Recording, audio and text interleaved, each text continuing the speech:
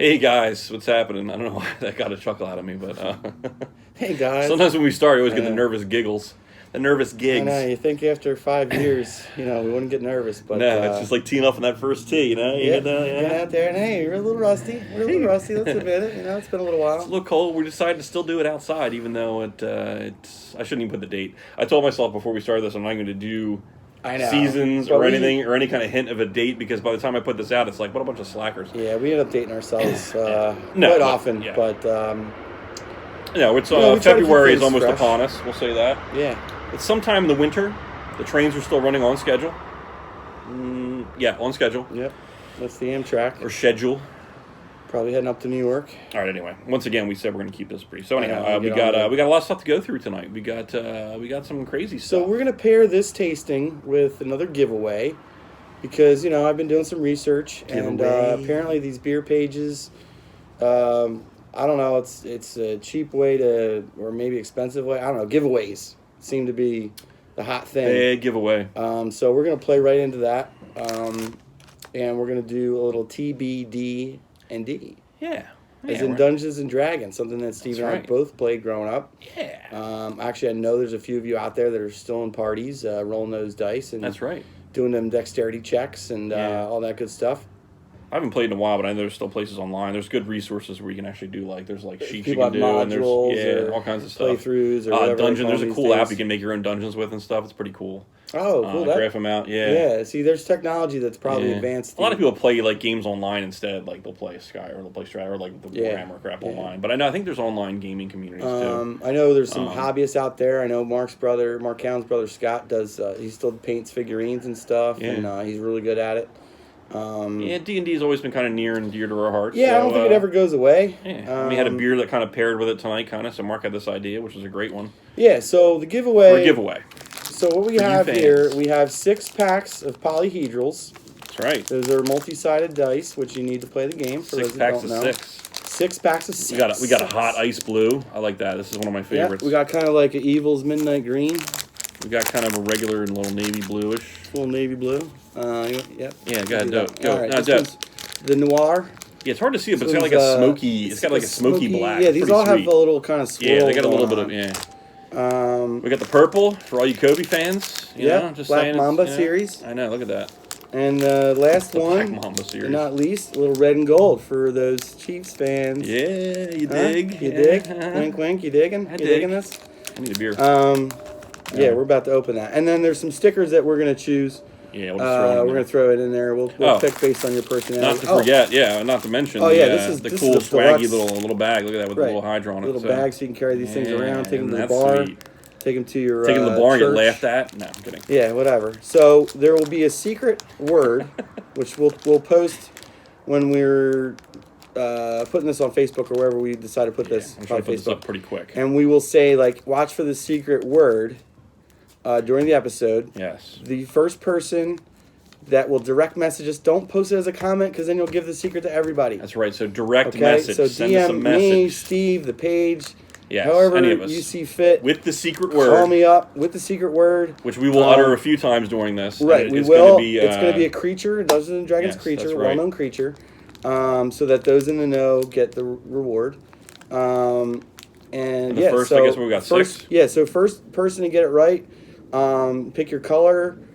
You obviously won't know that you're the first, so... So we're going to pick whatever color we want anyway. I'll message back and say, this is what we have left. Anyway, we'll work all that out. What if they message you and then they message me 2 seconds later? We're going to have to time our messages. This could be tricky. It could be. It's good. Hey, it's worth the effort. Anyway, I would say message us with your color preference, and then we'll try our best to accommodate you. Yeah, that's what we'll do. And then I'll mail these out quicker than I did the cards. Sorry, guys, got a little ill. But that's it. So we're pairing it with this beer. This is Hydra's Haze. Yes. This is not the creature we will be mentioning either. Just so you know, it's not the Hydra. The password is not Hydra. Password is was that for that show? What was that dude? Shadow Stevens or whatever. Oh, his name? I just saw him on the special. That would be like my next D&D character, I think. His name will be Shadow Stevens.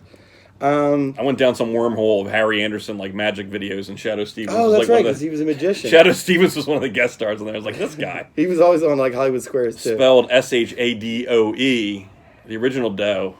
It's getting loud. Yeah, I've got basketball Friday out here. night basketball. So anyway. So Hydra's Haze. This is a harpoon. These Harpoon. Our buddy. I'm sorry. Heavy Seas. Jesus, harpoon. God Almighty. All right. We need someone to fact check this episode. Yeah. Pronto. Heavy Seas. Sorry, not harpoon. Heavy Seas. Heavy Seas. But in the same ilk of somebody that's been around a little while, right? And this is their foray into the Haze world. So we'll see. Best by man. That's you nice. know, like honestly, from what we've seen, people say that they're hazy and they're not that hazy. Yeah, they this kind one of I missed wanted the to mark. scope. What I found with a lot of these standard brewers, as far like I don't know what you want to call them, people are calling them legacy brewers. Like the Bells. These guys aren't necessarily legacy brewer, but they have been around for a good amount of time. Heavy Seas has been around for a while. For the East Coast, for the southern, they've been holding it down. like Cigar City type. I guess around the Bay, same, the Baltimore area. But anyway, like Bells, Cigar hasn't really done a hazy though, have they? I don't know. But anyway, they went there, but there's a lot going there. I mean, now to the point where like Sierra Nevada's got a couple hazies. They got like an Imperial one now. But a lot of people that have done these hazies, they're not as murky and hazy as the real deal, like the ones you get from the smaller breweries, like a Tired Hands, like the original New England or Northeast IPAs that you see out there that were kind of just hazy by default. Right, they weren't really called hazy. Now, like we're seeing the marketing, like, hey, this is hazy. Yeah. So the shots of this I saw looked pretty promising. It did. They look good. So I like the hop bill on this one. It's Citra and Galaxy, which is probably one of my favorite combinations. Yeah, that's promising. This is definitely promising. I think it's going to taste pretty decent. 6% on the old Factoroo. That's right. I'm pretty excited to try this. We've liked Heavy Seas for a while. When they first came out, I'm a big like pirate theme kind of guy anyway, so I like the whole idea of like all their Oktoberfest. It was cool. They had the Cannon series. Yeah. The Peg Leg. Yeah. There's one that was really underrated. That was just called Gold. Yeah. It was a really good beer. They had one called Depth Charge, which was pretty cool. They used to make one of my favorite ones, which was Red Sky at Night. Oh yeah. So they've been on the map for a long time. Headed to the Crossbones. This is I already like hazy, it. Yeah, this has got a nice. No, it's got a nice heft to it. I mean, it's not the craziest of the crazy hazy, but it is definitely got a nice. This is promising. A nice golden. It's not the real dark, murky orange juice or the real thick kind of stuff. It's more that nice golden. Smells good. This is supposed to have a little dankiness to it, which a lot of these do. That's what they're saying. Yeah. Usually a little fruit, I'm assuming dank. the mouthfeel might not be quite where it's at for. It says ridiculous amount of Citra and Galaxy, so we'll see. Well, they actually trademarked. There's a trademark. First time I've seen someone actually put a trademark next to Citra and Galaxy. As if someone, I guess they've trademarked the hops now. Maybe hops are I don't know. I'll have to look into that. This is good. Ooh. Oh, yeah. Yeah, very good. Again, kind of thinner. I'm on the mouthfeel a little more like a pale ale than maybe like a straight... Oh, it is a pale ale. Duh. All right, that's shows over. No, but it's a. No, I almost called it an IPA, but it's considered a pale ale. No, it's a hazy pale. It's India. Oh, a India. Okay, my bad. Whoa. What the hell's the difference? All right, it's an India pale ale. Scratch that. Reverse it. Rewind it. Yeah, but no, it drinks more like a pale. It is. It's not like a heavy. But again, it's a single. It's not a double. So whatever. Right. It's a single. It's 6%. It's right down the thing. So Steve, let's talk about Hydras a little bit. Oh, Hydras! I forgot. I did some research for now. So this is why this is how the D&D thing pulling from the annals of my brain. The Hydras. I always thought the Hydras were kind of a cool animal in my. I always was like, hey, it's one thing to face a dragon. It's another thing to face a Hydra. Yeah. In the D&D world, it was always kind of a 5-headed dragon. I think that was kind of the kind of the norm. The norm. But in Greek mythology, it came from the tales of. I don't know, it said Heracles, but then Hercules. So I guess it was later translated to Hercules. I don't know. But he was one of the beasts on his 12 feats of strength, the kind of quest he had to do. And according to Greek mythology, it had any number of heads. It could be 5, 7, could be whatever. And if you start out with however many, the former challenger, because if you cut one head off, 2 would grow. So you were kind of much screwed, you know what I mean? Until he came along. If you had like 6 guys that played that stage before you, they might have left you with like a 12-headed dragon or something. Yeah, I read somewhere that they said that it was so bad that even the scent of the Hydra could kill you. It was so like the blood and stuff, and it was so deadly. So deadly, deadlier than the coronavirus. Yeah, you're gonna need a good rounded out party to take one of these on. But one of his and again, I kind of scanned over briefly. I don't think he had the sword, but maybe he had somebody with him. Although I thought it was kind of a singular feat. I think he did have a band of people at times. But the legend said that somebody had a firebrand, like a fire sword. Awesome.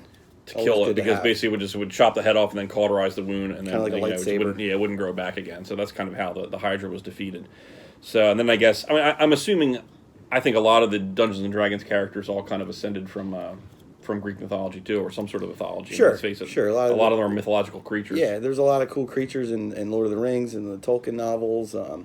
Where elves and dwarves and all were written about and talked about, and the songs and lore and all that stuff. So, I was always fascinated with, like, when I would play D&D, I didn't even so much, like, I like to play and stuff, but I love the Monsters Compendium was, like, my favorite part of it. I just like reading about the monsters. I've always been big into that kind of part of it. They're just kind of cool, you know? Yeah. And Which is why I kind of was into the Witcher series, because he's like a monster hunter, although, in my opinion, he didn't face enough monsters for me in that first. I'd like to see a little more. I want to see more monsters, too. Like, he comes out, like, holding a bag with, like, a monster's head, and you're like, in the very first scene, it's like this whole, and you're like, oh, here we go. This is going to be some monster-killing crate. And I know you got to have more story than that, but to me, it was lacking. Hopefully they'll get more budget. Maybe that's what was lacking, and we'll get more special effects and some more creatures and monsters, because I love that stuff. It was more like that whole monster element, like, oh, the human monsters, we're all monsters, or whatever, you know. And for whatever reason, I don't remember going to battle at sea very often. I remember you telling me tales of a thing that you guys did where you were in like an arena and they flooded it and there were ships. Oh God, I don't even remember that. And there was like ballistas and things that you had to like fire. That sounded really fun. Most of my favorite memories. Because it was like war at sea, but it was inside like a huge auditorium like you would see in the Greek times. So. Most of my memories come from the Ravenloft series. That was one of my more favorite ones that kind of stuck out. I had a pretty cool character for a while there that I enjoyed a lot, but I haven't played in forever. Me neither. But I got some friends. Who knows? Maybe I'll join you. One of my favorite creatures. Maybe you could have a guest guy come in for a couple nights. I don't know. One of my favorite creatures of all time, though, in the Monsters Compendium, the old Beholder. You know what? Beholder. And I think with this beer, a lot of times haziness is in the eye of the beholder. That's right. The eye of the beholder. Yes. Who knows? It was a cool creature, though, because he had, like, the goofy eyes and just and I remember playing... like a floating, disembodied head of a monster, kind of, with, like... Yeah, I remember, like, playing Doom, and you had the imps, and then you saw that thing, kind of like a beholder coming at you. Yeah. And it was like, man, I have enough rounds left in the shotgun. Or if you had, like, a Gatling gun or something, because, man, you were in for a hell of a fight. There's that old corny joke too. The beauty is in the eye of the beer holder. Remember that one? That is corny. Very corny. I'm really enjoying this. It was before they talked about beer goggles. Which we have a goggles beer. Oh, that's right. Here. Yes. From New Trail. But this is good. We just had a double before this. So we did. We didn't go too crazy, so that this would kind of. I'll tell you what, this is ice cold. We wanted to be stacked up against some good competition, and I think we did that. Obviously, we know we have a historical palate sense. It has a taste all of its own. This is pretty quality. I would throw it somewhere in the upper 75% of the ones like this that I've had, like the kind of middle. Like if you're talking about your hazy little things. I can't think. I love Always Ready from Cape May. Always Ready is a really good one. That was still probably one of my favorites. And that one I think is just listed as a regular pale, not an IPA. But what the hell's the difference anymore? Yeah. You're throwing oats and you're throwing all kinds of shit in there, and you're throwing the different kind of hops in there, and all kinds of good stuff. It's a refreshing. This holds up. I mean, for it's a little more like a edition. It's a little more straw bready, I think, for my taste. Okay. It's definitely less sweet. The sweet kind of gives way more to the dankness. It's definitely sweet up front. You know what? But it does kind of go away. They don't come out and say it's like a New England style. I mean, you can call anything hazy, so it's not necessarily like in the vein of a New England. It's almost like a West Coast with the piney dankness, and then an East Coast with the citrus. It's a little bitter and dry. It's not a juice bomb. So, I think there's a lot that I think can make this a lot better, but it's pretty good on its own. I think for what they were going for with Citra, the Galaxy, I think they nailed it. Really. It's good. I'd be happy to know that if I went down there, and I ordered this, and it's probably even better on draft. It's probably a little softer. Yeah. I would be happy. Soft. I'd be like, hey, they have a hazy IPA. Cool. I'll try that, or I'll put that in my rotation of it's not bad, but if it was like on tap of my local place, like what I'm looking for now anymore is like, you get tired of trying to go around and hunt for these like releases, and they're all really good. Don't get me wrong, they're great. The other halves and the Tired Hands. Well, Tired Hands you don't like to hunt for so much, but some of these other brewers that are just, the Rars and the, I sort of saw Burley Oak put something out that looked really, really fantastic. But everyone's trading for these beers. A lot of stuff is brewery only, tap room only. Yeah, buy tickets, go down and get this, and like they're awesome. But like around here, like if you're in Delaware County or whatever, or just I just want to be able to go to my corner store and get something that's a pretty decent option for the money. That's not going to either break the bank, but it's not going to taste like crap either. Something you want that's going to really fulfill that need for that. Because I think once you start to get a taste for this kind of beer, you really want it. And if you get something that's lacking, it's just not. You're just like, I bought a lot of cheap ones, and they're just disappointing. You know, this is better than most. Yeah, I don't think you'll be too disappointed with this. They're also another cool thing about Heavy Seas is they have a beer finder. Yeah. So you put in your zip code and your radius of kind of how far you're willing to go. It was right on there too. It was on there, and they said it was going to be in Goffs, in Clifton Heights. Shout out to Goffs. I went to Goffs. Thank you, Goffs. So we haven't been to them forever.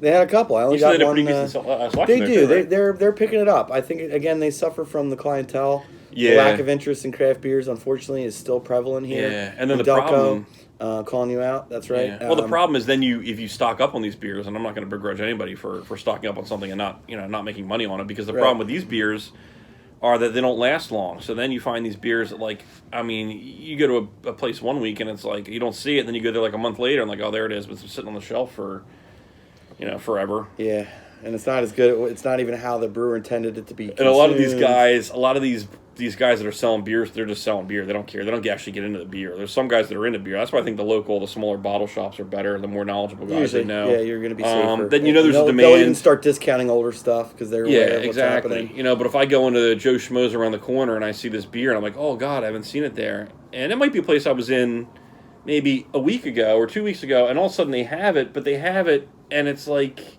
it was brewed like 3 months ago. So I don't know whether they're getting old stock from other places, whether these guys are playing roulette with the beer from different distributors and stuff like that. This is one place too that they started carrying Ballast Point, and I hate to say it, but the Ballast Point craze had come and gone and died by the time these guys started carrying it. Yeah.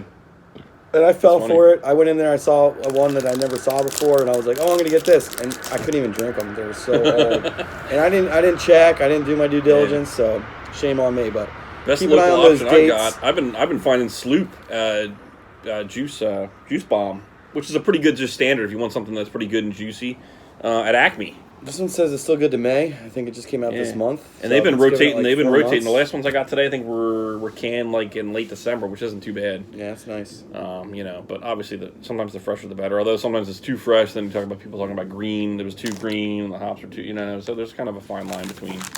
The green. All that stuff. That's right. Anyway, we've gone on too far once again. As we always do. But you will know the secret word has been spoken. We're not going to tell you what it is. No. You message us. We're going to leave that up to you. We're going to hold it to ourselves. We'll tell you We'll tell you if you were right. Pick your color: light blue, dark blue, black, purple, and red. We will pick out a bag. We will pick out a sticker. Spelling does count. I hope you spell it right, because if there's 7 of you, the one that misspelled it, look up in the Monsters Compendium. If you don't have it, go online, Google it. GTS, Google that shit. These are pretty cool looking. And find it out. Yeah, these stickers are pretty nice. So, thanks as always for watching and for drinking. Yeah, Mom. Till next time. But next time's coming around pretty soon, I think. It is. Very shortly. We're the TBD. Thanks. Cheers. Peace. Peace.